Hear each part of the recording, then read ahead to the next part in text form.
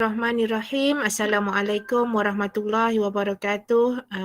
Dr. Murihah dan juga tuan-tuan dan puan-puan, para asatizah yang akan menyaksikan pembentangan tajuk kumpulan kami iaitu pengurusan pembangunan sasiah melalui forum pada malam ini. Untuk makluman Dr. Murihah dan juga para asatizah, forum ini kalau nak ikut intra negara lah, kita ada panel terdiri daripada ustazah-ustazah berkaliber di Malaysia dan juga kita ada seorang pelajar UPSI yang sekarang berada di China. Jadi terus kepada program pada hari ini, pengurusan pembangunan sasiah seperti yang kita maklum lah ya. Kalau di Malaysia ni kita ada isu-isu disiplin yang agak kritikal jugalah dalam kalangan para pelajar kita. Paling teruk kalau kita tengok sekarang ni adalah kes di Universiti Pertahanan ya, di mana ada isu sampai meninggal lah, isu-isu selain daripada buli, isu-isu bunuh, kita juga ada isu-isu macam disiplin lain isap rokok. Kalau yang mengikut peredaran semasa, kita ada juga masalah hisap vape, bawa vape ke sekolah. Jadi benda-benda yang mungkin perlu dititik beratkan bukan setakat di peringkat guru-guru, malah di peringkat ibu bapa, tak lupa jugalah di peringkat kementerian dan juga setiap jabatan-jabatan yang lain. Jadi kalau saya, sebelum kita teruskan dengan sesi kita ini, suka untuk saya berceritalah bacaan daripada satu kajian UPSI juga ni saya tengok. Cumanya dia ambil lama lah, 2015 kalau ikutkan di sini ya. Masalah disiplin di kalangan murid-murid di sekolah ni sebenarnya sama coraknya seperti yang berlaku di Amerika Syarikat dalam tempoh masa 20 hingga 30 tahun yang lepas. Ya, dia menunjukkan dua trend. Satunya peningkatan tingkah laku yang merosakkan dan kedua peningkatan tingkah laku yang merosakkan diri. Sama ada dia merosakkan orang lain atau merosakkan diri sendiri. Jadi kita straight terus kepada ahli panel kita yang pertama iaitu Mr. Mazin Rui, lebih dikenali sebagai Mr. Ramadan. How are you, Mr. Ramadan? Yeah, I'm fine. Thanks, Madam Alina. Okay, good to hear you. So, could you please enlighten to us about the definition of personality development? Okay. So I'm very excited to attend this forum. So first I will talking about personality development. So the definition. So personality development is the development of the organized pattern of the behavior and the attitude that make a person distinctive. So we know the personality is what make a person is unique. So in the world, everybody was unique. So there is no person was look like is same and they have a same body or they have a same personality. So we know that everybody was unique. So this is the definition. So there are at least 3 points here for the personality compensation. So the first is temperament. So what's mean of temperament? Temperament was the that was the when you birth, your parents give you that. This is it's like the genes, yeah, something like that. So that can make the children to treat the word and how they understand the word, and there are not genes that specify the personality traits. And second was the environment. So there I put the environments, the why I put the environments, because I think the like the family, your family environment of your friend relationship, that also always like that. Because for example, like in the high quality parenting method playing the big role in the development of the children personality. So when your parents understand children how their children deal with the Hmm. thinking the solution, and they can predict the problem and the many kids problem of the children for their children, so they can prepare their children for this solution. So the parents who know how to adjust their parenting style. So in the house in the home. So this is grounding their children.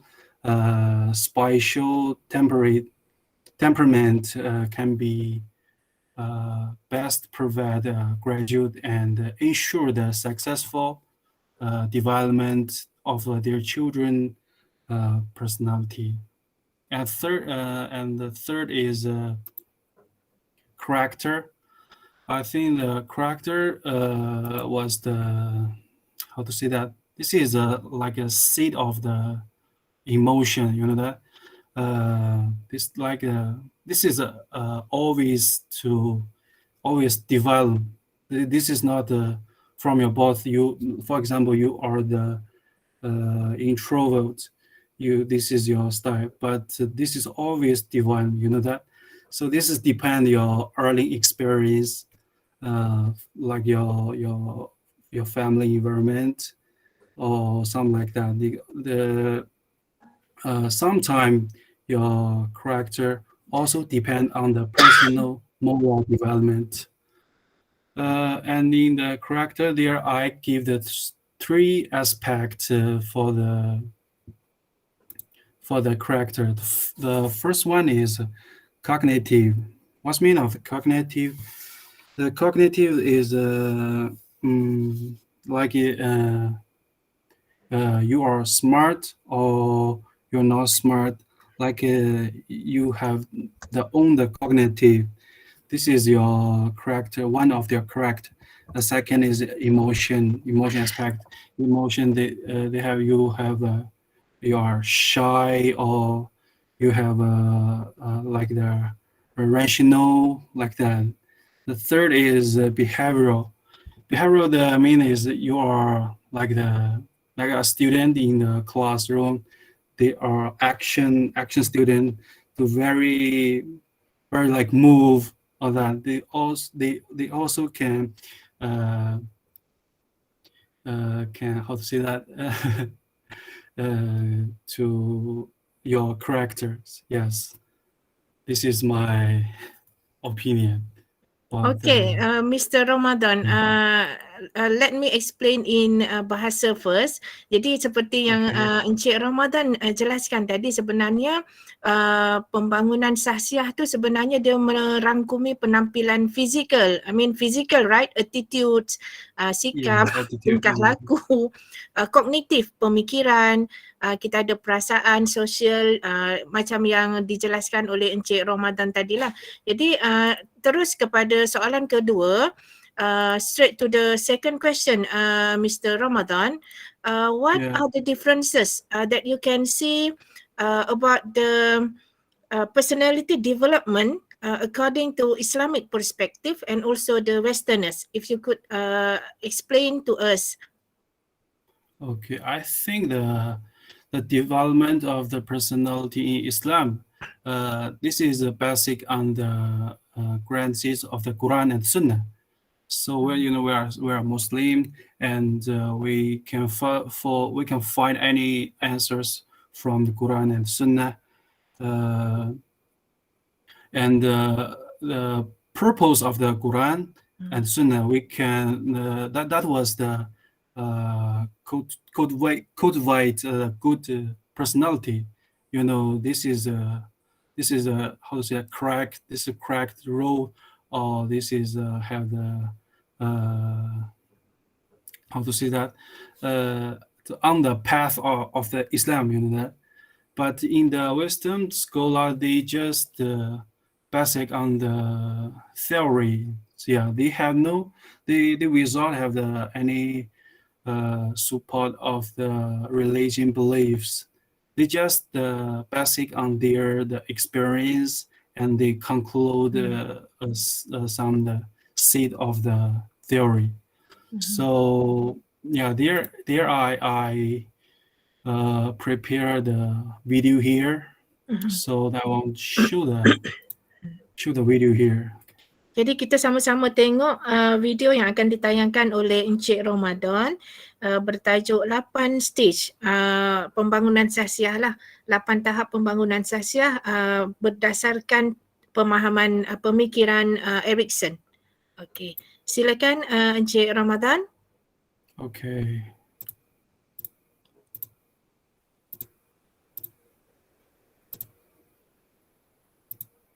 Sambil-sambil kita tunggu Encik Ramadan ni. Identifies 8 stages which a healthy individual should pass through from birth to death. At each stage, we encounter different needs, ask new questions, and meet people who influence our behavior and learning. Stage 1. Basic trust versus mistrust. As infants, we ask ourselves if we can trust the world, and we wonder if it's safe. We learn that if we can trust someone now, we can also trust others in the future. If we experience fear, we develop doubt and mistrust. The key to our development is our mother. Stage 2. Autonomy versus shame and doubt. In our early childhood, we experience ourselves and discover our body. We ask, is it okay to be me? If we are allowed to discover ourselves, then we develop self-confidence. If we are not, we can develop shame and self-doubt. Both parents now play a major role. Stage 3. Initiative versus guilt. In preschool, we take initiative, try out new things, and learn basic principles like how round things roll. We ask, is it okay for me to do what I do? If we are encouraged, we can follow our interests. If we are held back or told that what we do is silly, we can develop guilt. We are now learning from the entire family. Stage 4. Industry versus inferiority. Now we discover our own interests and realize that we are different from others. We want to show that we can do things right. We ask if we can make it in this world. If we receive recognition from our teachers or peers, we become industrious, which is another word for hard-working. If we get too much negative feedback, we start to feel inferior and lose motivation. Our neighbors and schools now influence us the most. Stage 5. Identity versus role confusion. During adolescence, we learn that we have different social roles. We are friends, students, children, and citizens. Many experience an identity crisis. If our parents now allow us to go out and explore, we can find identity. If they push us to conform to their views, we can face role confusion and feel lost. Key to our learning go our peers and role models. Stage 6. Intimacy versus isolation. As young adults, we slowly understand who we are, and we start to let go of the relationships we had built earlier in order to fit in. We ask ourselves if we can love. If we can make a long-term commitment, we are confident and happy. If we cannot form intimate relationships, we might end up feeling isolated and lonely. Our friends and partners are now central to our development. Stage 7. Generativity versus stagnation. When we reach our 40s, we become comfortable, use our leisure time creatively, and maybe begin contributing to society. Our concern is generativity. If we think that we are able to lead the next generation into this world, we are happy. If we did not resolve some conflicts earlier, we can become pessimistic and experience stagnation. People at home and at work are now who influences the most. Stage 8. Ego, integrity versus despair. As we grow older, we tend to slow down and begin to look back over our lives. We ask, how have I done? If we think we did well, we develop feelings of contentment and integrity. If not, we can experience despair and become grumpy and bitter. Time to compare us with mankind. Erik Erikson was a German-American psychologist who, together with his wife Joan, became known for his work on psychosocial development. He was influenced by Sigmund and Anna Freud and became famous for coining the phrase identity crisis. Although Erikson lacked even a bachelor's degree, he served as a professor at Harvard and Yale. Okay, a very good sharing from Mr. Ramadan. Do you have anything to conclude? That's all. I think I just show the video to. Okey, jadi kalau kita tengok daripada video yang telah ditayangkan oleh Encik Ramadan tadi, thank you Mr. Ramadan. We will see you later for the second round. Kalau tengokkan daripada pemikiran Erikson tadi, tahap-tahap kita ni, kehidupan kita ni terbahagi kepada 8 lah. Tahap 1 dia maksudnya daripada seawal dia bayi. Dia dah ada dah isu-isu personality, dia dah ada dah cara-cara untuk pembangunan sahsiah tu kita dah boleh tengok macam mana kita nak handle isu-isu yang mungkin berlaku dalam diri dia sendiri. Dari umur dia 1 tahun, kemudian bila dia tahap 2, dia ada masalah lain bila dia naik ke tahap 3, 4 hingga 5 tahun tu dia ada inisiatif lah untuk berubah. Dan seterusnya bila naik ke tahap 4 dan 5 ni saya tengok macam agak crucial jugalah yang kita kena tangani mungkin di peringkat sekolah, ya, di peringkat ibu bapa sendiri, sebab dia melibatkan krisis identiti seperti mana yang menyebabkan Erikson ini terkenal. Jadi Mr. Ramadan, thank you very much. So kita akan teruskan kita punya sesi ini dengan menemu bual juga, ya, Ustazah Hashimah. Jadi kita ada Ustazah Nur Hashimah yang telah berkhidmat dengan Kementerian Pendidikan Malaysia, ya, selama 15 tahun. Bergelar Ustazah, sekarang mengajar di Kuala Kangsar. Jadi saya persilakan Ustazah Hashimah untuk memberikan maklum balas berkaitan aspek-aspek pembangunan sahsiah yang sepatutnya wajar kita sebagai ibu bapa dan juga kita sebagai guru-guru ni faham buat masa ini. Silakan Ustazah. Bismillahirrahmanirrahim. Alhamdulillah, wassalatu wassalamu ala Rasulillah wa ala alihi wa sahbihi wa man tabi'ahu wa mawalah. Terima kasih kepada Puan Moderator Al-Fadilah Ustaz Dr. Mariam Mulha, rakan-rakan seperjuangan yang dirahmati Allah sekalian. Jadi seperti yang kita maklum dalam kondisi yang pembangunan sahsiah secara umum, ada terdapat beberapa aspek yang dilihat menjadi perhatian kita, iaitu yang pertamanya ialah pembangunan dari sudut penampilan fizikal, termasuklah dari sudut sikap dan juga tingkah laku. Dan juga yang keduanya kita lihat dari sudut spiritual, iaitu pemikiran, perasaan ataupun emosi, sosial dan juga rohani. Dan ini semua adalah merangkumi pembinaan akhlak serta peribadi yang bermatlamatkan untuk melahirkan seorang yang bertamadun, intelek, murni dan juga berdaya maju. Jadi perkara ini juga telah ditekankan dalam falsafah pendidikan negara ataupun falsafah pendidikan kebangsaan kita yang mengambil kira pembangunan insan ini melalui pendidikan secara holistik dan berterusan dalam membina sahsiah dan peribadi seorang pelajar dari sudut intelek, rohani, emosi dan jasmani, yang hasil terakhirnya nanti akan melahirkan individu-individu yang menjadi anggota dalam masyarakat yang mampu membentuk komuniti yang benar-benar mapan dari sudut kepribadian dan mampu menyumbang semula kepada agama dan juga negara.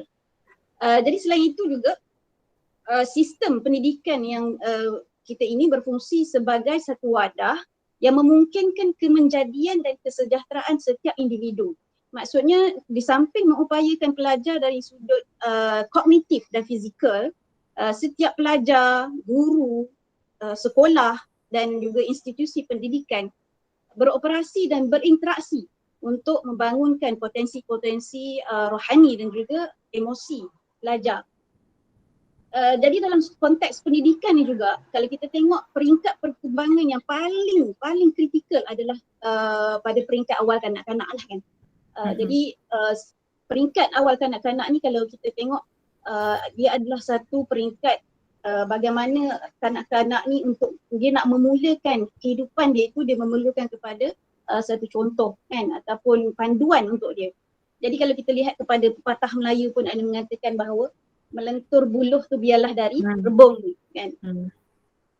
Dan juga kalau kita pun biasa dengar kan kata-kata hikmah yang ada menyebut at-ta'lim fis sighar kan-naqshi 'ala al-hajar wa at-ta'lim fil kibar kan-naqshi 'ala al-ma' kan. Belajar di waktu kecil itu seperti kita mengukir di atas batu. Manakala belajar ketika dewasa ni seumpama kita mengukir di atas air. Jadi pada waktu ini kanak-kanak dia akan jadikan orang yang paling hampir dengan mereka ini sebagai panduan untuk bertindak dan juga berakhlak kan.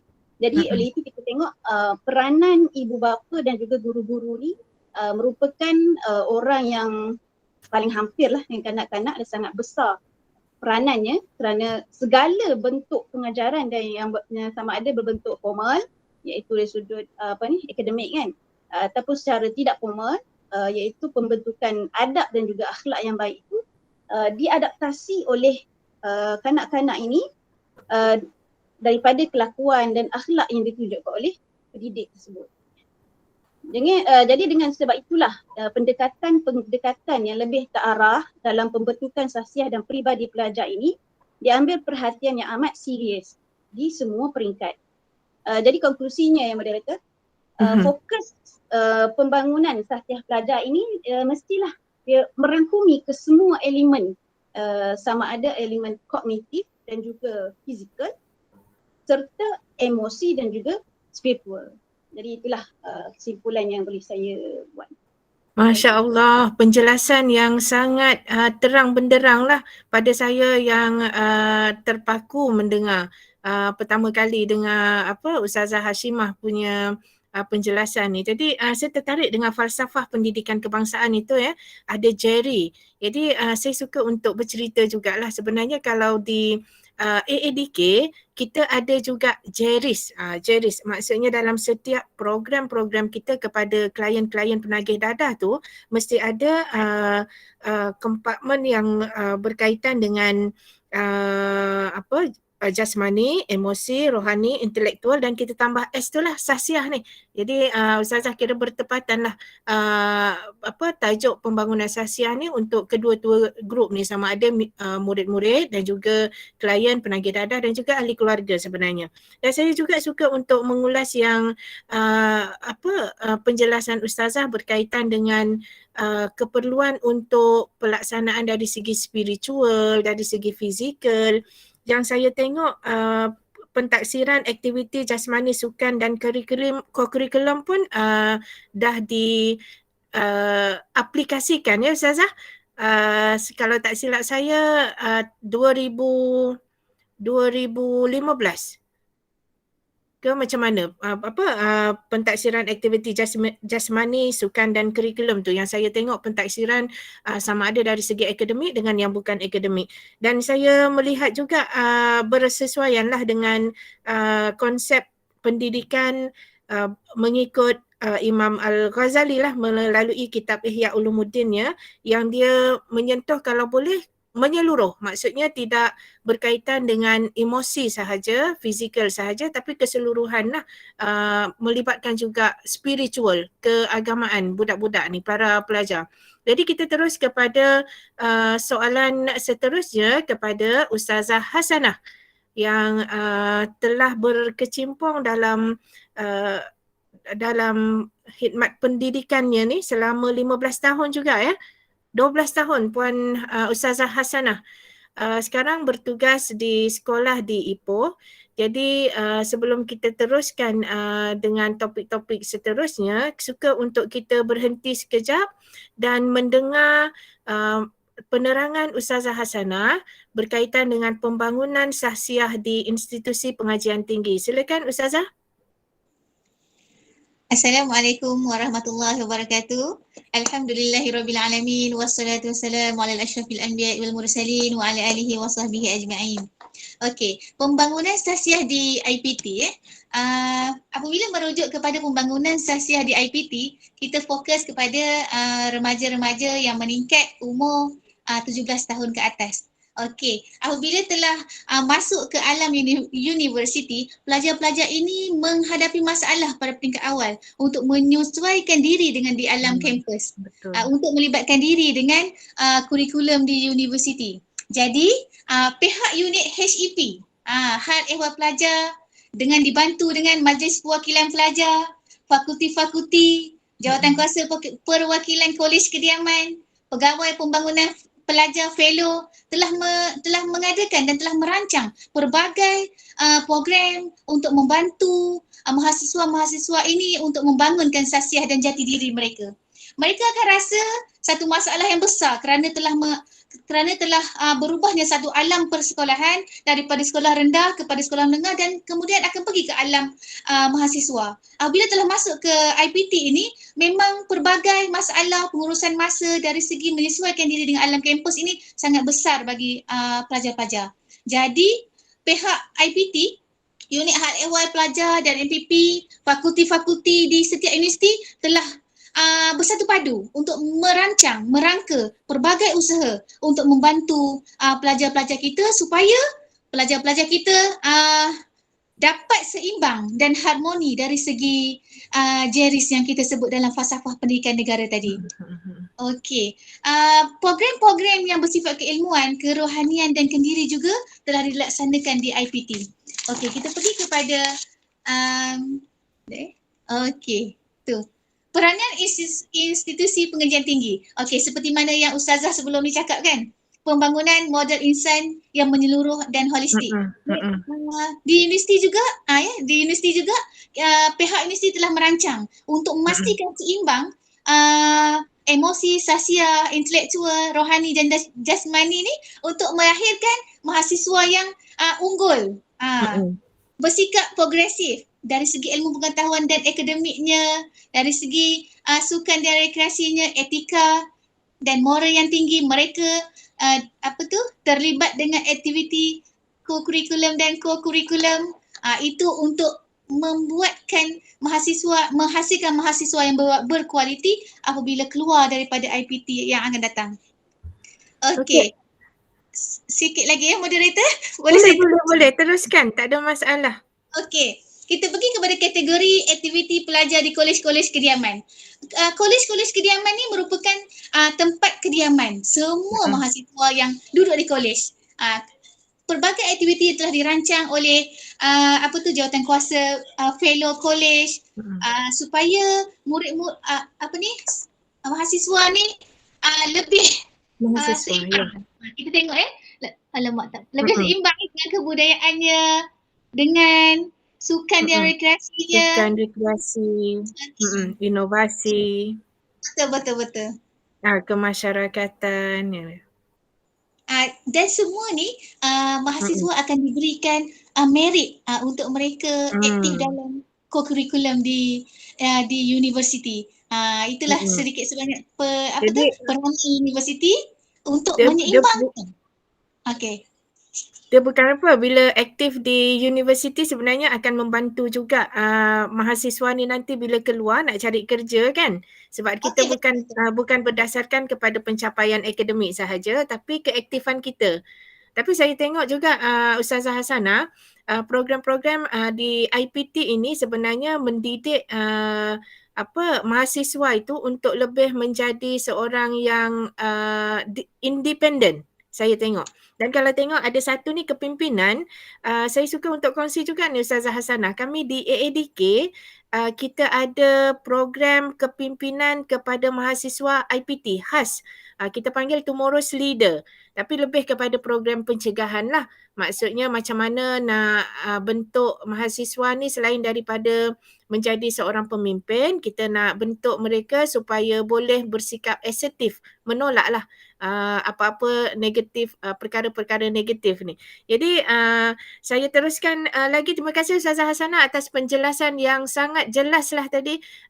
Kita teruskan juga dengan isu seterusnya, iaitu berkaitan dengan peranan jabatan-jabatan terutamanya KPM, JPN dan PPD ni. Tapi sebelum tu saya sukalah untuk bercerita dengan asatizah penonton program kita hari ini. Kalau ikutkan sebenarnya pembangunan sahsiah ni dia bukan dipelopori oleh Kementerian Pendidikan Malaysia sahaja. Malah kalau ikutkan dipelopori oleh penggubal dasar iaitu kerajaan sendiri. Kemudian barulah pergi di bawah kluster pendidikan, dibantu juga oleh Kementerian Kesihatan, Kementerian Komunikasi dan Media, kita ada Kementerian Pembangunan Wanita dan Masyarakat, Kementerian Pengajian Tinggi secara langsung lah bersama-sama dengan KPM tadi. Kita juga ada Kementerian Belia dan Sukan yang menganjurkan program-program yang bersesuaian lah untuk membina pembangunan sahsiah ni. Begitu juga dengan AADK ni, para asatizah semua. Yang kita bukan setakat kata para penagih dadah. Macam mana kita nak bina bina semula pembinaan sahsiah, bina semula sahsiah diri mereka yang dah rosak teruk ni. Selain itu juga kita juga bina sahsiah anak-anak muda. Kita ada pelbagai program pencegahan yang memang ada SOP, kita ada modul yang kita pergi ke setiap ceruk. Jadi untuk lebih lanjut yang AADK tu AADK lah. Jadi untuk lebih lanjut berkaitan dengan peranan Kementerian Pendidikan Malaysia, Jabatan Pendidikan Negeri dan juga PPD berkaitan dengan pembangunan sahsiah ni, saya jemput sekali lagi Ustazah Hashimah untuk memberikan penjelasan. Silakan Ustazah. Terima kasih kepada Puan Moderator. Uniknya kumpulan kami ni dia ada orang luar, ada di China dan juga ada pegawai AADK. Jadi kita dapat maklumat secara direct mengenai kita kongsi sama-sama Ustazah.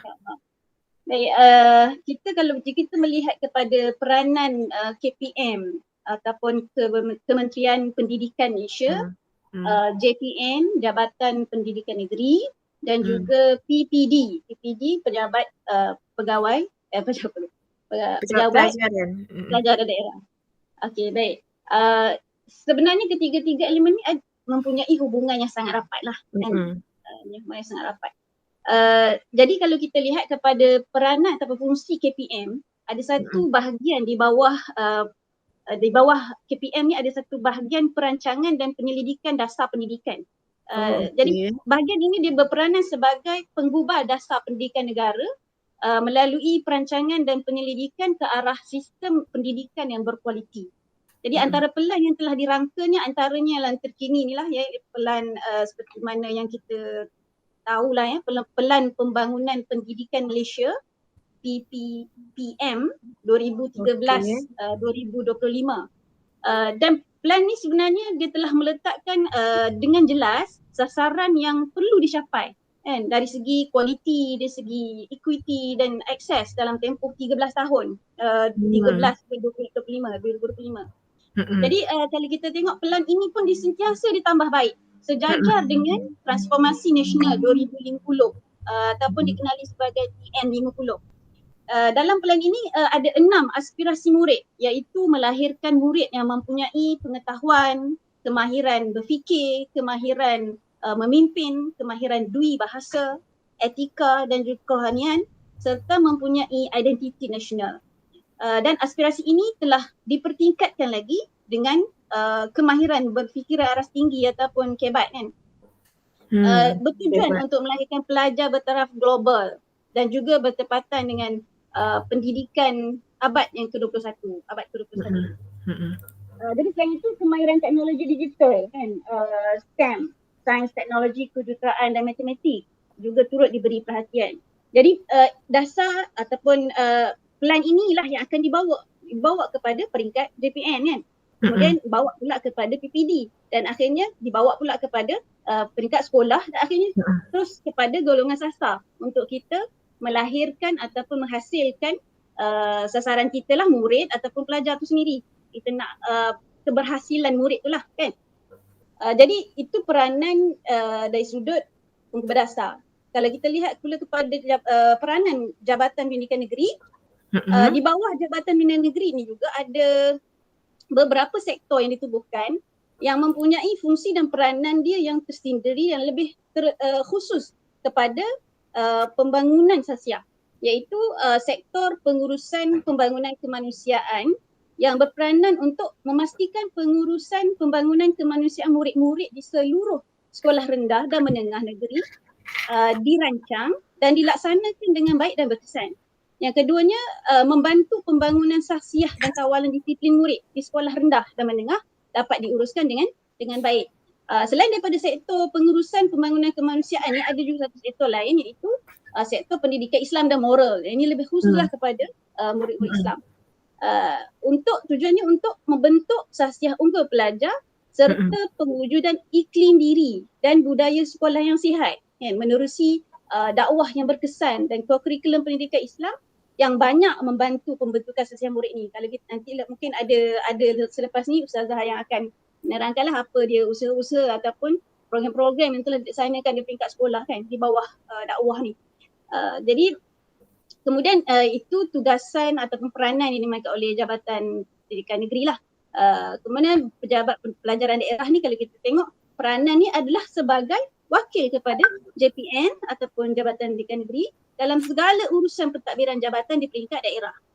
Jadi dia lebih khusus untuk pembangunan sasiah ni bertanggungjawab mengenai segala perjalanan pentadbiran sekolah di peringkat daerah. Membantu mengendalikan urusan tata tertib guru-guru dan staf, bukan guru kan. Jadi untuk lebih spesifik maknanya kita akan bincangkanlah peranan guru tu sendiri sebagai orang yang sangat rapat dan juga mempunyai peranan yang sangat besar dalam mendidik anak bangsa kita yang insya-Allah mudah-mudahanlah kan dengan adanya perancangan dan juga penyusunan yang cantik, yang sangat cantiklah dalam pengurusan pembangunan sasiah ini dapat melahirkan generasi yang berakhlak dan juga bukan hanya sekadar mementingkan capaian akademik, kognitif semata-mata, tapi dapat melahirkan generasi yang mampu untuk menjadi insan yang kalau tak sampai kamil pun hampir-hampir lah kan. Hampir. InsyaAllah. Jadi itulah Ustazah, terima kasih banyak-banyak Ustazah Hashimah. Saya tengok pun sebagai orang luar daripada KPM, JPN dan juga PPD ni, saya tengok penstrukturan yang dibuat oleh pihak KPM ni sangat bagus. Kita ada modul baru yang sentiasa dikemas kini dan saya pun baru-baru ni saya dah melihat satu pembentangan lah oleh pihak JPN Negeri Johor berkaitan dengan sistem sasiah diri murid. Yang soalan SSDM ni nanti saya reserve untuk Ustazah Hasanah sebenarnya. Tapi saya seronok mendengar bagaimana sistem-sistem itu dibina. Kalau dulu kita ada fraud yang katak tu, sekarang ni bila PDPR dah berubah lain pula. Sistem-sistemnya masih kekal. Cumanya nanti di hujung nanti kita mungkin akan bercerita berkaitan cabaran-cabaran semasa PDPR dan bagaimana sebenarnya guru-guru ni akan menghadapi masalah untuk menilai, untuk menguruskan pembangunan sasiah dalam kalangan murid-murid ni pula. Jadi banyak dah kita sembang berkaitan dengan pembangunan sasiah dalam kalangan murid di sekolah rendah, sekolah menengah. Kita dah bersembang juga tadi berkaitan dengan pembangunan sasiah dalam kalangan mahasiswa IPT, apa pula peranan pihak Kementerian Pengajian Tinggi, peranan pihak KPM, JPN, PPD, itu semua kepada murid dan juga pelajar. Jadi kita nak jemput Ustazah Rosliza, dah 15 tahun juga ni berada dalam bidang pendidikan untuk menjelaskan kepada kita semua tentang bagaimana sebenarnya menguruskan pembangunan sahsiah dalam kalangan guru itu sendiri, Ustazah. Silakan, Ustazah. Bismillahirrahmanirrahim. Jelas tak suara sebelum tu? Jelas, Ustazah. Okey, Alhamdulillah. Bismillahirrahmanirrahim. Alhamdulillazi binikmatihi tatimmus solihat. Wassalatu wassalamu ala rasulillah wa ala alihi wa sahbihi wa man tabi'ahu bi ihsanin yaumiddin. Rabbi shrah li sadri wa yassir li amri wahlul 'uqdatam min lisani yafqahu qawli. Syukran jazilan wa jazakillah kepada sahabat Ana lah, Ustazah Alina selaku moderator untuk forum kita pada hari ini. Yang bahagia Dr. Murehah, begitu juga sahabat-sahabat asatizah yang lain. Jadi sebelum menjawab kepada persoalan yang telah diutarakan kepada saya, sukalah saya nak baca firman Allah SWT dalam surah Al-Baqarah ayat 44. Allah SWT telah berfirman, "Atamuruna an-nasa bil birri wa tansawna anfusakum wa antum tatluna al-kitab afala ta'qilun." Kemudian saya nak bawa kata ataupun kalam Sayyidina Ali radhiyallahu an telah menyebut bahawa ada dua orang yang mendatangkan bala bencana kepada kamu, itu orang yang berilmu yang tidak menjaga kehormatan, orang yang bodoh yang kuat peribadatan. Orang bodoh menipu manusia dengan peribadatannya, manakala orang yang berilmu menipu manusia dengan kelalaiannya. Jadi apa yang saya bawakan dua perkara yang di atas menunjukkan bahawa orang yang berilmu, khusus pada guru lah sepatutnya memberi contoh teladan yang baik kepada murid dan juga pelajar. Dalam yang sama, guru ni perlu amanah pada ilmu yang ada. Okey, berbalik pada kita bicara mengenai sahsiah guru ni, sebagaimana yang telah semua maklum dan juga ma'aruf lah, bahawa profesion perguruan ini merupakan pekerjaan yang penting lah dalam proses pembangunan manusia, masyarakat dan juga negara. Yang keduanya, kita tahu bahawa guru adalah cerminan kepada kepribadian pelajar. Dalam sama, guru adalah penggerak utama dalam pembangunan sahsiah pelajar. Seterusnya, sahsiah guru ni adalah wadah keberkesanan dalam mencorak ataupun membentuk pembangunan sahsiah pelajar. Jadi sebelum kita corak, sebelum kita bentuk, sebelum kita ukir, sebelum kita tempa sahsiah murid tu, maka guru terlebih dahulu mempunyai sahsiah yang baiklah untuk dicontohi. Jadi suka saya nak sebutkan di sini juga, di mana dewasa ini atau mutakhir ini banyak isu-isu yang menjalar, yang timbul pertikaian mengenai sahsiah guru. Salah laku guru, yang mana semua ini boleh mencabar, boleh menggugak, boleh mencalar kredibiliti profesion perguruan. Jadi dalam berita harian pada tahun lepas, tahun 25 bulan 5 tahun 2020, ada tajuk keluar terpampang di berita harian tu mengatakan bahawa guru besar ditahan sebab salah guna kuasa. Kemudian tengok dekat berita harian online tahun 2020 telah menyatakan bahawa bekas guru agama dipenjara 20 tahun. Sebab apa? Sebab melakukan amal seksual kepada 3 pelajarnya, 3 pelajar lelaki. Dan yang terkinilah, maksudnya tahun ini, utusan Malaysia telah keluar berita mengenai murid tahun 3 cedera dipukul oleh guru. Jadi ini adalah contoh-contoh yang saya bawa menunjukkan bahawa berlaku salah laku guru sepatutnya tidak berlaku lah kan.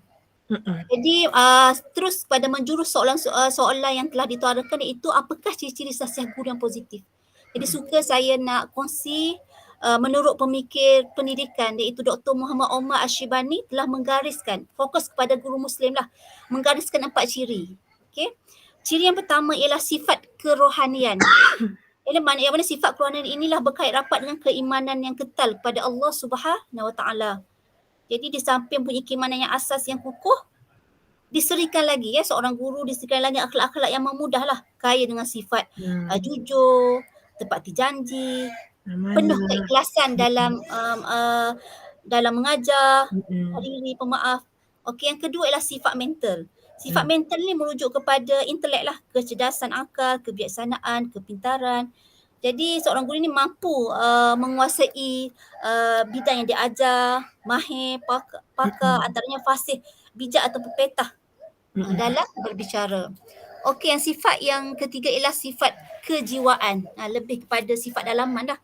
Yang mana seorang guru sepatutnya terpacu dalam diri guru ni, bila kita tengok guru tu, ya Allah, penuh, murid kita tengok penuh dengan ketenangan, ketenangan jiwa, emosi yang mantap, seorang yang lembut, baik pergaulan, ada daya penarik, ada style kepribadian yang disukai oleh murid lah. Okey, yang last kali itu sifat fizikal ni, itu luaran lah. Itu seeloknya guru ni seorang sihat tubuh badan, kemudian seorang yang pengemas lah, kemas, bersih. Jadi semua itu menunjukkan personality sebagai seorang guru. Jadi saya rasa jawapan yang saya berikan ini insyaAllah lah, mudah-mudahan boleh menjawab pada soalan yang diutarakan. InsyaAllah memang menjawab. Tapi saya ada satu soalan tambahan Ustazah Rusliza. Kalau ikutkan sahsiah guru ni kan, kita ada sebenarnya isu-isu guru-guru ni terlibat dengan isu-isu disiplin. Jadinya ada ke sektor-sektor khas di bawah KPM yang menguruskan berkaitan dengan masalah disiplin guru ni Ustazah? Ke dia terus ke tindakan tata tertib terus je? Menjawab pada soalan ini, sebenarnya KPM, Kementerian Pendidikan Malaysia, telah melaksanakan berbagai usaha lah untuk memetabakkan profesi perguruan. Antaranya yang pertama ialah menambah baikkan sistem pemilihan calon guru. Betul. Kemudian yang kedua ialah mengadakan kursus induksi. Kemudian menguatkuasakan EPP, iaitu Etika Profesi Perguruan. Seterusnya, langkah yang seterusnya adalah mengintegrasi falsafah pendidikan kebahasaan dan juga falsafah pendidikan guru. Antara lainlah mengadakan program ataupun kursus untuk perkembangan profesi perguruan inilah.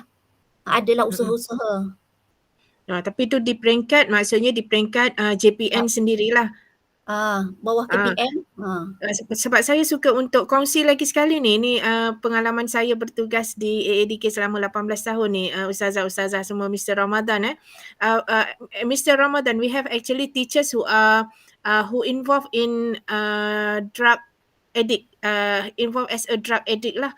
Dia ada guru-guru yang menagih, yang kemudiannya memberi kesan negatif ke atas sesi pembelajaran dia lah. Dia tak pergi kelas, dia ponteng, bukan murid yang ponteng sekolah, ini cikgu ponteng sekolah. Lepas tu kita juga ada beberapa klien yang memang cikgu umur dah 50 tahun, dekat nak pencen dah. Jadi kita masukkan ke puspen sukarela lah untuk mendapatkan rawatan. Itu yang saya terfikir. Sebenarnya betul, bila bercakap tentang pengurusan pembangunan sahsiah ni, bukan sahaja dalam kalangan murid-murid, kena juga dalam kalangan guru. Jadi di peringkat AADK juga kita buat program tekad, tempat kerja bebas dadah khas, yang ni memang khas untuk pentadbir sekolah, untuk warga sekolah semua. Dia bukan untuk para pelajar sahaja. IPT pun kita ada lah, maksudnya tekad ni untuk orang-orang yang bekerja di peringkat kerajaan, swasta, tak kira dia punya sektor tu sektor apa. Jadi untuk tidak melengahkan masa, kita teruskan. Saya tengok Ustazah Hasanah dia dah tak sabar dah tu nak bercakap tentang topik dia selepas ini. Peranan pentadbir sekolah. Kalau boleh dikecilkan lagi skopnya tu Ustazah Hasanah, menyentuh tentang sistem sahsiah diri murid yang saya sebutkan tadi, sistem sahsiah diri dan disiplin murid. Silakan Ustazah Hasanah. Okey, peranan pentadbir sekolah kan? Peranan pentadbir sekolah, bawah unit hal ehwal murid, telah mewujudkan unit-unit kecil di sekolah untuk membantu melaksanakan program pembangunan sasiah murid. Okey, seperti mana yang moderator ingin saya terangkan tadi, di bawah unit-unit kecil sekolah ini adanya unit-unit disiplin, unit pengawas, unit kaunseling. Okey, SSDM tadi kita merujuk kepada bawah pelan tindakan kerja untuk unit disiplin. Di situ adalah untuk menilai murid yang baik, kita catat sikit dalam sistem. Kemudian ada masalah sikit, kita catat dalam sistem. Okey, saya nak cerita sikit tentang HEM tadi telah mewujudkan satu unit kecil di sekolah untuk membantu melaksanakan program pembangunan sasiah murid. Kita fokus kepada unit disiplin tadi. Mereka, unit yang kecil ni telah merancang plan taktikal, plan strategi, program intervensi untuk memastikan matlamat akhir program pembangunan sasiah murid di sekolah tercapai. Okey. Semua unit HEM di sekolah ni, sekolah menengah asal rendah, mereka menggunakan modul yang telah ditetapkan oleh bahagian pengurusan sekolah harian KPM. Modul program pembangunan sasiah diri dan disiplin murid. Bertujuan untuk memberi kesedaran kepada murid-murid yang telah melakukan kesalahan disiplin untuk melakukan perubahan sikap dan tingkah laku bagi membangunkan potensi diri secara menyeluruh. Itu dia punya modul ni telah dirangka macam mana pentadbir sekolah telah mengambil inisiatif dan usaha untuk buat program-program untuk membangunkan sasiah murid, semua murid di sekolah. Okey. Saya sentuh sikit tentang program pembangunan sasiah. Okey, berdasarkan modul yang telah ditetapkan oleh KPM tadi, telah diambil inisiatif oleh semua unit HEM di sekolah. Unit HEM ni sangat hebat ni, banyak tentang murid-murid, masalah disiplin. Unit HEM pun merancang penolong kanan HEM, merancang pelbagai usaha dan inisiatif untuk membantu membangunkan sasiah murid, telah merangka pelbagai program. Ini di antara program-program yang telah dirangka. Dan program ini mengikut kesesuaian dan masalah murid yang dihadapi di sekolah masing-masing. Kalau murid di sekolah tu ada masalah keciciran, okey, penolong kanan HEM akan buat satu program. Contoh di sini ialah program ponteng sifar lewat sifar, macam tu. Inisiatif ini diambil, program-program pembangunan sasiah ini diambil mengikut masalah yang dihadapi oleh sekolah itu dan intervensi yang telah dibuat oleh penolong kanan HEM bersama-sama dengan unit-unit disiplin, kaunseling dan sebagainya untuk membantu murid kita terus cemerlang dalam pembangunan sasiah dan sebagainya. Di sini saya senaraikan beberapa program. Contohnya mentor-menti yang terkenal semua sekolah semua sekolah disarankan untuk membuat program mentor-menti, sambutan hari lahir, sekolah penyayang, motivasi dan sebagainya. Semua ni kita rangka dan kita rancang untuk membantu pembangunan sasiah murid. Okey, setakat tu saya rasa moderator yang saya dapat terangkanlah. Terima kasih Ustazah Hasanah, jelas nampak. Tapi saya nak tambah Ustazah, ini berdasarkan penceritaan jugalah bersama rakan-rakan PPD, rakan-rakan sekolah yang terlibat dengan isu dan penagihan dadah ni. Ada satu program ziarah Cakna kan Ustazah? Okay. Macam mana program ziarah Cakna tu? Okey, program ziarah Cakna ni kita melawat murid-murid yang tidak hadir ke sekolah. Contohnya masalah keciciran. Jadi penolong kanan HEM bersama dengan unit-unit pengawas di kalangan cikgu, unit disiplin pergi melawat ke rumah. Kita nak tengok situasi sebenar, apa sebenarnya yang berlaku dekat rumah ni yang sehingganya murid-murid tidak hadir ke sekolah. Dan selalunya sebab apa tak hadir tu Ustazah? Okey, faktor-faktor yang telah dapat kita dapat ketahui, macam kita dapat kesan lah kan, murid-murid ramai di kalangan mereka ibu bapa terlibat dengan dadah, itu dia. Terlibat dengan gejala sosial. Jadi itu sebab di sekolah kita ada satu program pemuafakatan ibu bapa dan guru. Kita panggil ibu bapa, kita bagi tahu kenapa masalah murid ni kurang sikit. Mereka nak ke sekolah tapi sebabkan sekolah rendah, mereka perlukan ibu bapa yang kerja. Jadi kena hantar semualah kan. Okey. Tapi bila macam jadi saya nampaklah maksudnya dia sebenarnya melalui program ni pun ada penglibatan dengan jabatan-jabatan lain Ustazah. Ziarah Cakna ni pun ada juga yang melibatkan pegawai-pegawai AADK turun sekali, terutamanya kepada para pelajar yang dah pernah mengikuti program kita panggil program SHIELD, Sayangi Hidup Elak Derita Selamanya. Program anjuran AADK ni untuk selalunya tingkatan 4, tingkatan 3 pelajar-pelajar yang berisiko lah. Kalau ikutkan tadi di bawah hal ehwal murid dia ada unit kecil, kaunseling dan bimbingan, ada unit disiplin kan. Jadi mereka ni selalunya berbincang bersama-sama untuk memilih pelajar-pelajar yang layak untuk mengikuti program Sayangi Hidup Elak Derita Selamanya. Dalam program tu kita ada buat ujian saringan air kencing dan kita akan buat intervensi selepas program, termasuklah lawatan ziarah Cakna tadi. Dan yang ponteng sekolah tu juga AADK terlibat juga. Ponteng sekolah tu pergi dekat cyber cafe. Kalau di Perak ni kita pernah buat beberapa program di peringkat PPD, peringkat JPN, ADK dijemput sekali ni Ustazah. Jadi untuk tambahan maklumat macam mana sebenarnya AADK pun terlibat sekali dalam proses pembangunan sahsiah murid-murid ni lah. Seterusnya kita pergi kepada Ustazah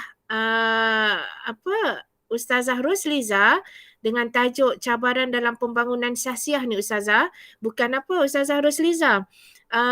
Kalau dulu sebelum pandemik cabarannya lain. Sekarang ni masa pandemik cabarannya lain. Kalau dulu ponteng kelas ya Ustazah Hasanah, ponteng kelas.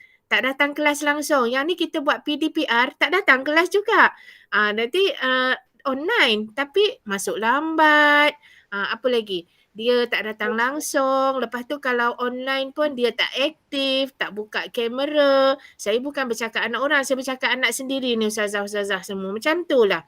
Tak hantar assignment, hantar lewat, main game masa dalam kelas.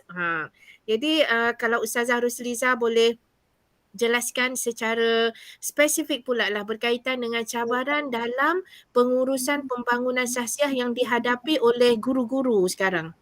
Silakan Ustazah. Okay, terima kasih kepada moderator. Jadi apa yang disebut oleh moderator tu memang sebahagian daripada cabaran lah kan dalam pembangunan sahsiah, dalam bentuk pembangunan sahsiah pelajar. Okay, sebelum menjawab kepada persoalan yang telah diutarakan, suka saya nak bawakan dua ayat Quran. Ya. Yang pertama Allah SWT sebut dalam surah Al-Ankabut ayat 2. Bismillahirrahmanirrahim. Hasiban nasu an yutraku an yaqulu amanna wa hum la yuftanun. Yang bermaksud, patutkah manusia menyangka bahawa mereka dibiarkan dan hanya berkata kami beriman sedangkan mereka tidak diuji dengan suatu cabaran ataupun ujianlah, cubaan. Kemudian dalam surah Al-Mulk ayat 2 Allah SWT telah berfirman, Allazi khalaqal mauta wal hayata liyabluwakum ayyukum ahsanu amala. Yang mana Allah SWT telah menciptakan kematian, kehidupan ni liyabluwakum, untuk menguji kamu, siapakah antara kamu yang baik amalan. Jadi apa yang saya bawakan dua firman Allah SWT ini menunjukkan bahawa dalam kita nak melakukan kebaikan, ya, memang ada ujian, memang ada cabaran lah, ya. Jadi antara cabaran yang dialami oleh pihak pengurusan sekolah untuk membangunkan sahsiah pelajar ni, yang pertama, saya gariskan yang pertama ialah cabaran kemonsutan disiplin lah, iaitu fokus pada masalah disiplin murid lah. Jadi bila kita cakap pasal masalah disiplin murid ni memang isu yang makin menjadi-jadi lah, ya. Tahap yang membimbangkan. Tengok kepada berita harian online, terpapar dia punya tajuknya, dia kata krisis moral atau disiplin pelajar kian meruncing. Pada 15 Mac 2021. Yang terbaru lah ni. Dan juga semua tahu kot kan tular di media sosial kan, yang mana seorang pelajar lepasan SPM, bila dah habis SPM tu ambil buku buang dekat sungai kan, ada kan? Ada. Conteng ni, conteng baju lepas SPM. Ya. Okey, ada beberapa pelajar kan, dia naik motosikal. Tanpa satu kesalahan tak memakai topi keledar, yang satu lagi baju mereka tertera dengan tulisan kata-kata menghina guru. Dan satu lagi menarik juga, ada sinar harian menyebut bahawa 15,506 kes disiplin pelajar direkodkan di Kelantan Utara. Jadi contoh untuk saya bawakan ini merupakan masalah disiplin murid lah, yang mana ini boleh merupakan cabaran lah dalam apa yang dihadapi oleh pengusaha sekolah untuk membangun sesiah pelajar. Okey, yang kedua ialah pengabaian keluarga. Ya, pengabaian keluarga ataupun kedua ibu bapa tidak memainkan peranan lah. Allah SWT sebut dalam surah At-Tahrim ayat 6, Ya ayyuhallazina amanu qu anfusakum nara. Wahai orang yang beriman, peliharalah diri kamu dan ahli keluarga kamu daripada api neraka. Kemudian Allah SWT sebut dalam surah Al-Anfal ayat 27, Allah SWT sebut, Ya ayyuhallazina amanu la takhunullaha wa rasulah wa takhunu amanatikum wa antum ta'lamun. Yang bermaksud, wahai orang yang beriman, janganlah kamu mengkhianati Allah dan Rasul, dan janganlah juga mengkhianati amanah-amanah kamu, sedangkan kamu mengetahui.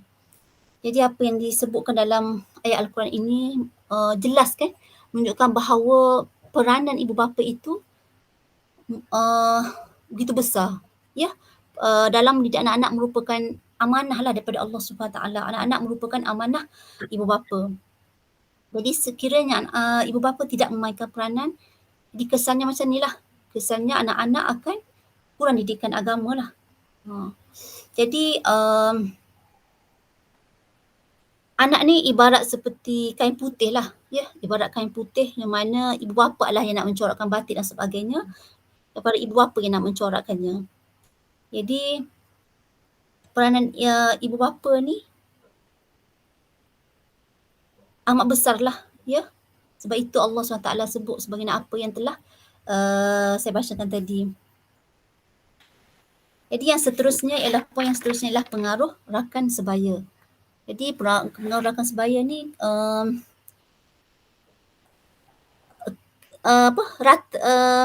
ada juga kesinambungan daripada kesan yang cabaran yang kedua tadilah, yang mana bila mana pelajar-pelajar dia tak ada perhatian daripada kedua ibu bapa, berlaku pengabaian dalam keluarga, maka anak-anak lebih dekat, lebih rapat dengan rakan-rakan. Jadi bila mana mendapat rakan-rakan yang negatif, jadi maka dengan sendirinya lah lambat laun anak-anak akan terpengaruh lah. Ya, ada syair Arab mengatakan, Sadiqaka man sadaqaka la man saddaqaka. Maksudnya sahabat yang sejati ni yang sentiasa jujur, yang kalau salah diingatkan, bukan sentiasa yang membenarkan. Bila ada juga hadis Nabi SAW menyebut tentang yang mana bunyinya, masalul jalis soleh wasu kahamil misk wa nafikhil kir. Perumpamaan sahabat yang baik dan buruk ni seperti antara penjual minyak wangi dan tukang besi lah. Yang mana bila mana kita bersahabat dengan penjual minyak wangi, maksudnya wangi tu akan terkena juga. Dan saatnya kalau kita bersahabat dengan tukang besi, lambat laun percikan besi tu akan terkena lah. Islam menitik beratkan juga dalam pemilihan sahabat lah. Jadi berkaitan bagi untuk ibu bapa lah, maksudnya perlu prihatin lah melihat, ya, memastikan siapa sebenarnya anak-anak mereka berkawan lah, anak-anak mereka berkawan dengan siapa. Okey, pengaruh yang ketiga ataupun cabaran yang ketiga adalah pengaruh teknologi maklumat, ya. Jadi pengaruh media ataupun IT ni memang kita tak sangka lah yang mampu merangsang dan mempengaruhi sikap dan tingkah laku individu. Ya, kalau anak-anak lebih banyak berinteraksi dengan komputer, gadget, sama ada main game ke melayari internet, daripada banyak bersama dengan ahli keluarga, secara tak langsung secara tak langsung keasikan ini menyebabkan pelajar-pelajar ni mungkin dia lalai dalam pelajaran, leka dalam rutin harian, abai tanggungjawab dan sebagainya lah. Jadi antara cabaran lah yang 4 cabaran dalam pembangunan sosial khusus yang dihadapi oleh pengurusan sekolah lah. Jadi sekadar itulah, wallahu a'lam. Betul tu Ustazah. Saya tengok sekarang ni pengaruh media sosial tu amat kuat lah. Terutamanya bila kita dah bagi anak-anak kita smartphone kan. Jadi dia orang ni duduk kat bilik tak keluar-keluar. Kita ingat apa? Rupanya ada grup WhatsApp khas. Ya, betul. Lepas tu saya ada terbaca juga. Dia ada satu grup Telegram.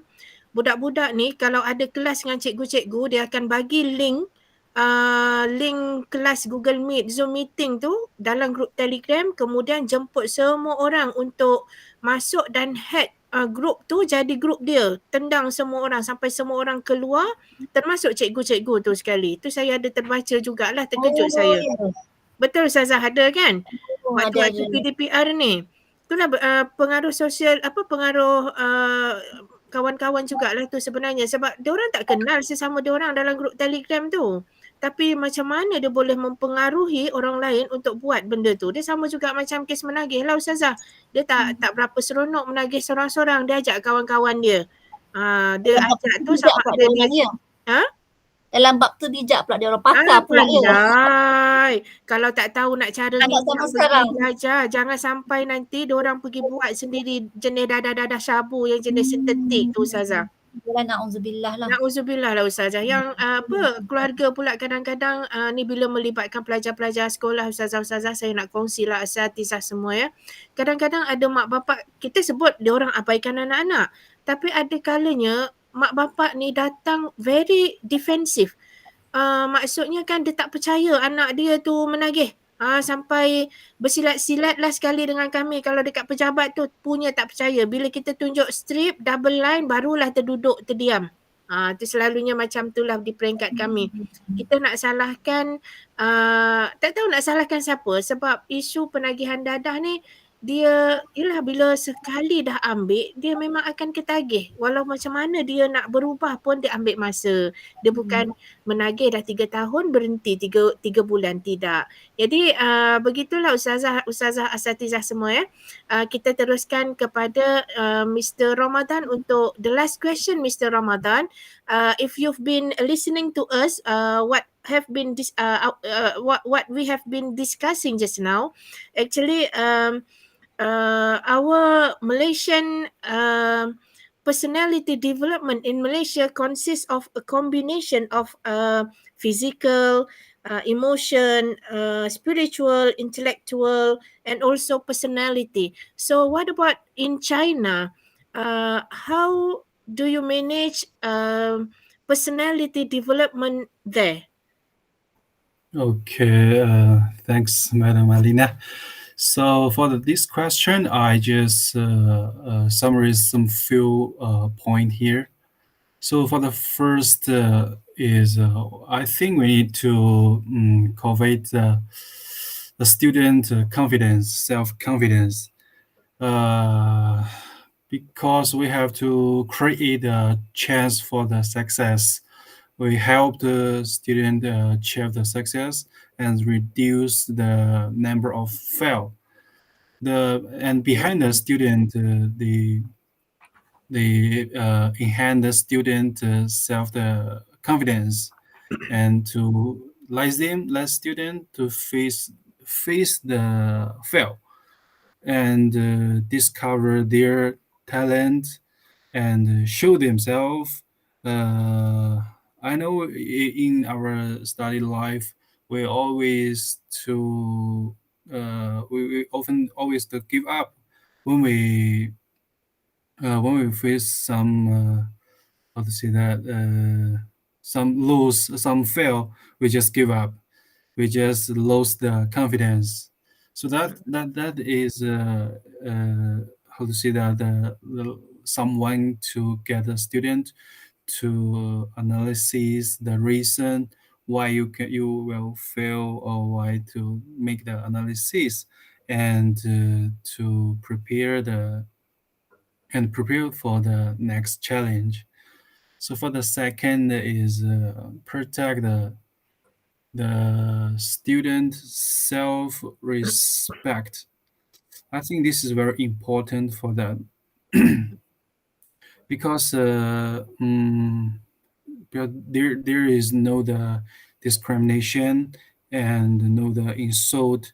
We have to establish a good valuation and create a good learning environment for the student.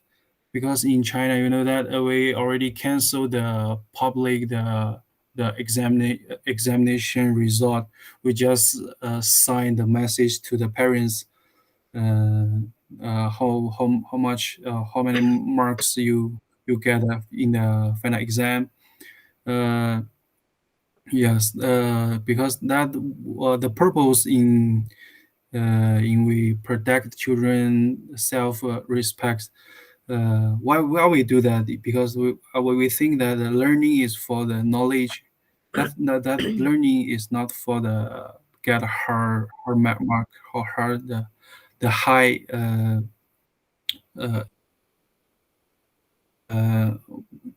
uh, we don't want the student become the learning machine. Yeah, because in China we have many cases when the teacher criticize the student, and so many students just we cannot accept their self, then we choose the society.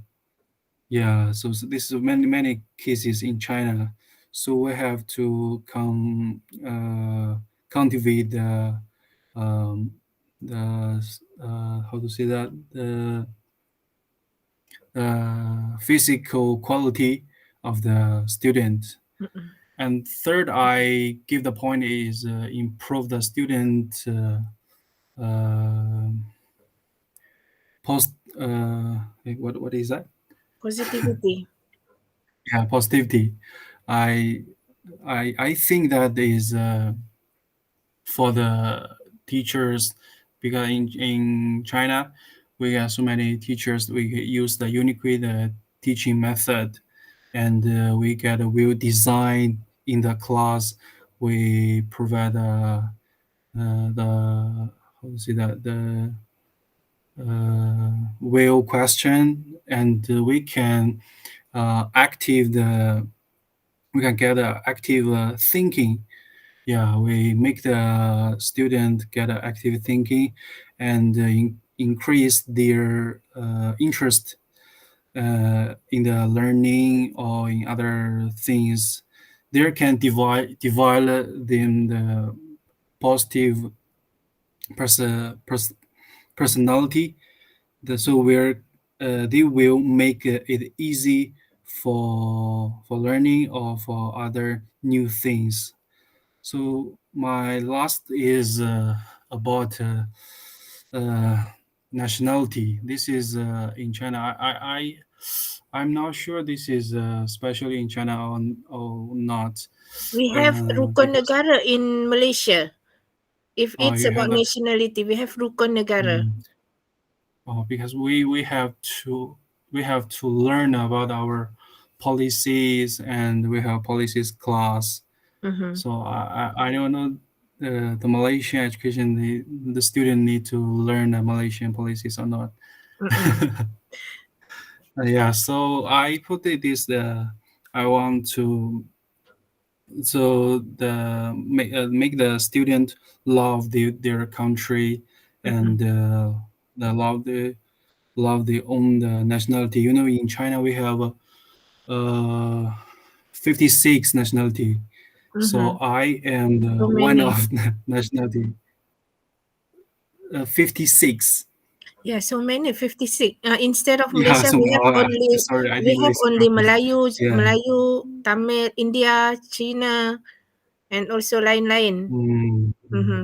So in the 56, we have 10 nationality. They believe the Islam. You know that the 10 is a belief in Islam. I am one of the nationality. We call the Hui nationality. So in China, do you mix the student between? Do you have a school with mixed student, non-Muslim and Muslim, or is it it is We separated mix that. by We religions? Oh, okay. always mix. We in the public school we have no any religion courses, that Mm-mm. we cannot learn any religion knowledge and Oh, in okay. the public school. Yeah, if you want to learn about any religion knowledge like the Islam, like that they have the special school. Mm-hmm. Yeah, you can go there to learn that. Yeah. So there are differences in between education system in China and also in Malaysia, right? Because Yes. Mm. in Malaysia we focus more on religion. That is why Yeah. in how we manage our personality development also we include also one point which is religion in the SOP. So thank you very much Mr. Ramadan for the explanation. Have a nice day You. later. Kita akan jumpa lagi nantilah for the next session dalam kelas.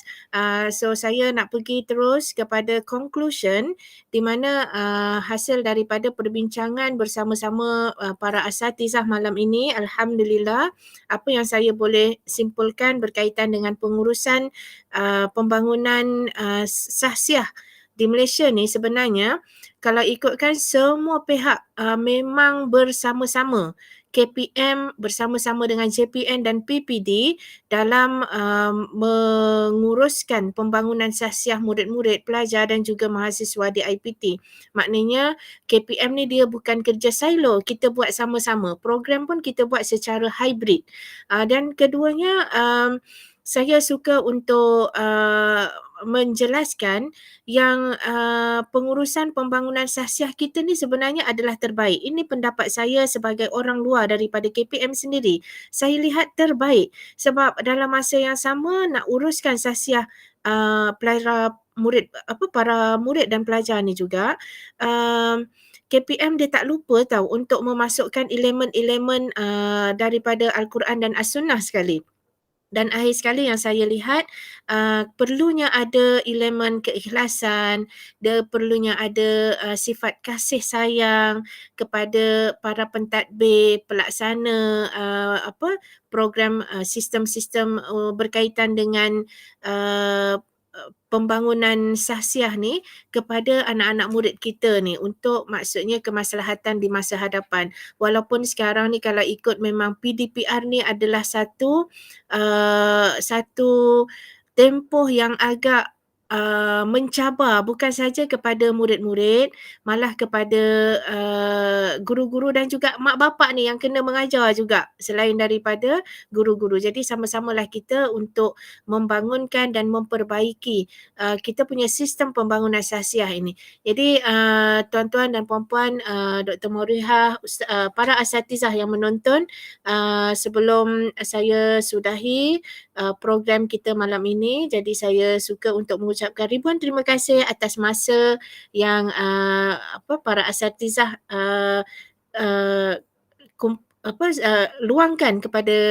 luangkan untuk kami dan boleh ajukan soalan-soalan seterusnya selepas sesi ini. Jadi wabillahi taufiq wal hidayah. Kita jumpa lagi. Jangan lupa subscribe channel YouTube Mak Kau Tak Buat Apa. Kita akan cuba masukkan dalam channel YouTube itu.